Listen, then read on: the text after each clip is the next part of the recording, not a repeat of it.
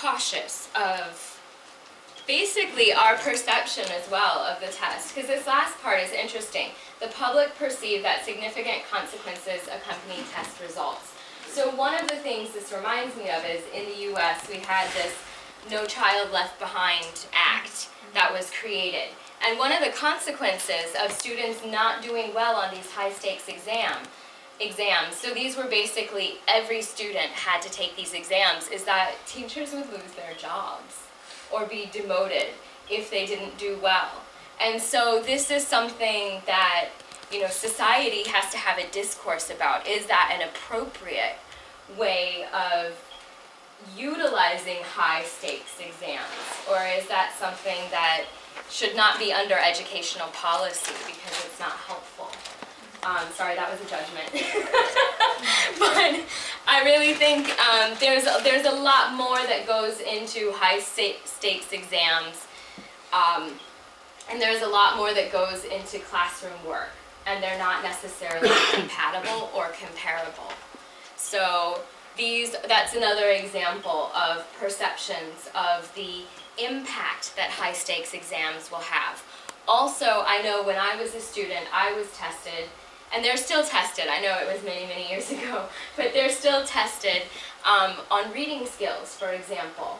And in the States, we test at the end of every grade level, and they'll say, well, your reading skills are very good. You're in 2nd grade, but you're reading at 4th grade level, or high school level, or this level, or that level. So in that context, the consequences or the perceptions that accompany the tests are okay. You know, because it works as a motivating factor. Because if you get a decent grade level, you're going to be like, yay, I'm only a 2nd grader, but I'm reading like X, Y, and Z type of person. So that's in one case that these sort of high-stakes tests can be positive. The next one, I'd like us just to maybe take a few minutes, if you wouldn't mind working in small groups, and we'll discuss these questions, and then let's get back together as a whole group to share.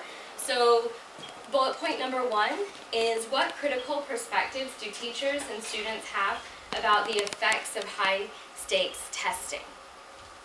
So what are their ideas about high-stakes testing? The next one, how do intended and unintended consequences of high-stakes testing affect students? So in this case, we discussed it previously a little bit, but try to go maybe a little more into depth about the intended and unintended consequences. Number 3, how do intended and unintended consequences of high-stakes testing affect instruction and classroom practices? So if we have high-stakes testing, how does it affect how you teach, right? Or how does it affect how students study or behave in the classroom? And if you were thinking about maybe implementing high-stakes testing at a middle school level, because you said you don't have it, right? Try to kind of brainstorm what might happen in the classroom as a result of implementing something like that. The next one here, what strategies can we incorporate to eliminate or reduce the unintended consequences of high-stakes assessment? So there may be a problem, what's the solution? So we're looking for solutions in this question. And the last one, are there arguments to support high-stakes assessment? And what are they? So why is it positive? Why should we continue to have high-stakes assessment? Because there is definitely a place for it in the classroom. Okay. Questions about the questions? You ready to discuss? You didn't think you had to do work, did you? You just thought you'd come here, sit down, and listen. Ha-ha, I fooled you. Okay, so how many minutes would you like to discuss these? Should we discuss all the questions, or yes, choose you one? Should. Nice bargaining, I like it. But no, discuss them all.